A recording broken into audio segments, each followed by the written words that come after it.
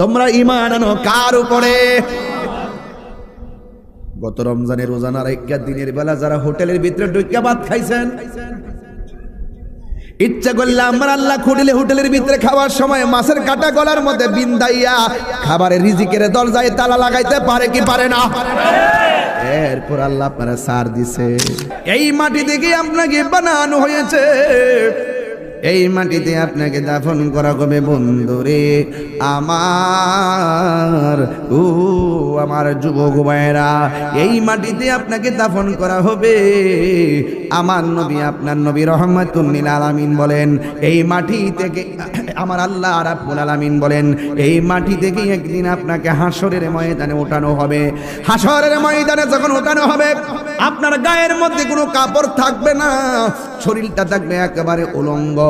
আয়েশা সিদ্দিকা রাদিয়াল্লাহু তাআলা আনহা ডাক দিয়া বলেন, ইয়া রাসূলুল্লাহ, নবী গো,